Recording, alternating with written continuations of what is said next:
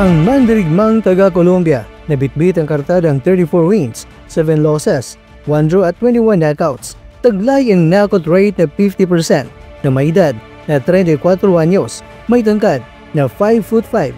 Ang kabalyerong binansagang El General dahil kahit gaano kadelikado at kagaling ang mga kinalaban ay hindi basta-bastang sumusuko. Tatayo at papalag pa rin yan hanggang may lakas pang natitira para tumayo. Hinarap ang Mexican superstar noon na si Manuel Navarrete. Sa kalebreng meron itong si Navarrete na gawa ng El General na umabot hanggang 12 rounds. Nabigo man siya by way of knockout pero ipinakita niya kung gaano rin siya katibay. Hindi kayang tibagin agad-agad ng bandirigmang hindi rin basta-basta ang kalibre tulad ni Navarrete. Pero bago tayo magpatuloy ka kwento ay magbitaw ka muna dyan na straight and hook sa like, subscribe at bell button.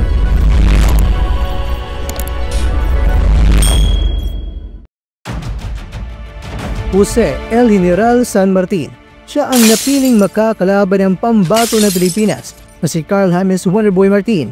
Ang harapin si El General ay magmamarka na debut fight ni Martin sa bansang Amerika at ito ay kinumpirma na mismo ni Martin sa pamamagitan ng kanyang post sa kanyang social media at inikayat niya ang kanyang makaubayan na siya ay suportahan sa kanyang susunod na laban dahil ngayong March 22 na po yan sa Mandalay Bay sa Las Vegas, Amerika.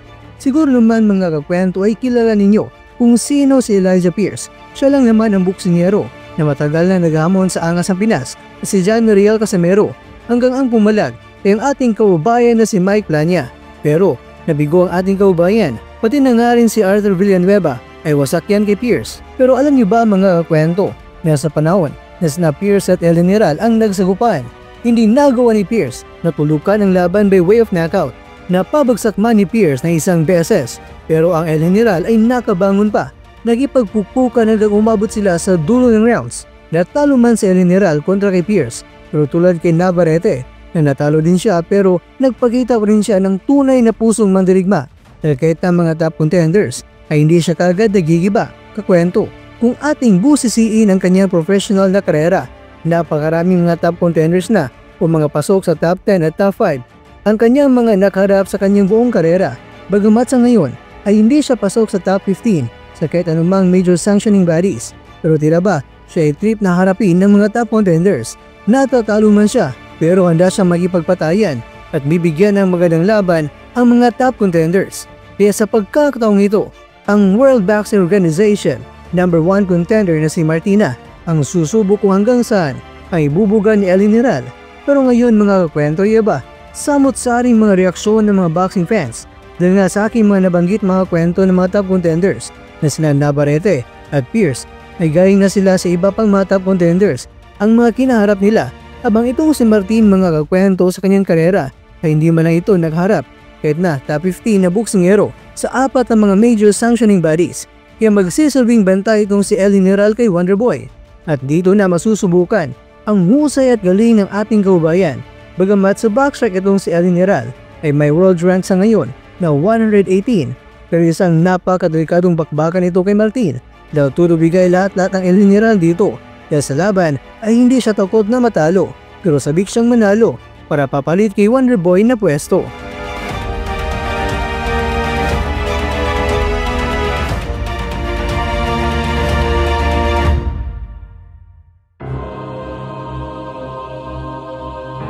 Mga kwento, ang El General na siguro ang isa sa mga itinuturing ni Sean Gibbons na bigating mga kalaban ni Martin. Kaya sana ang tagumpay ni Martin ay kasama sa ating mga panalangin. Isa na rin itong pagsubok kung kaya bang pangangatawanan ni Martin na numero 1 nga siya bago niya harapin ang monster ng Japan na si Inoue Naoya.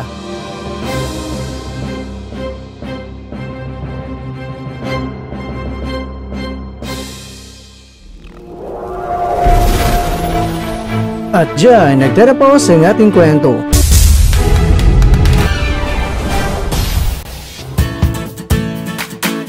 Maraming salamat mga kakwento sa inyong panonood. Pero baka naman mga kakwento ay nagustuhan niyo po ang kwento natin ngayon.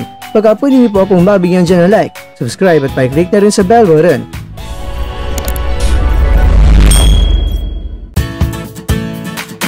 Pero bago tayo tatapos mga kwento, syempre, Shoutout po muna tayo dyan sa ating mga kakwento. Kay kakwentong JM Kuya, kay kakwentong Gabriel Nalasa, kay kakwentong Renz Alarcon, at kakwentong nanonood ngayon, shoutout sa'yo dyan. Bueno, dito na po muna ang ating kwentuhan at abangan nyo na po ating susunod na video.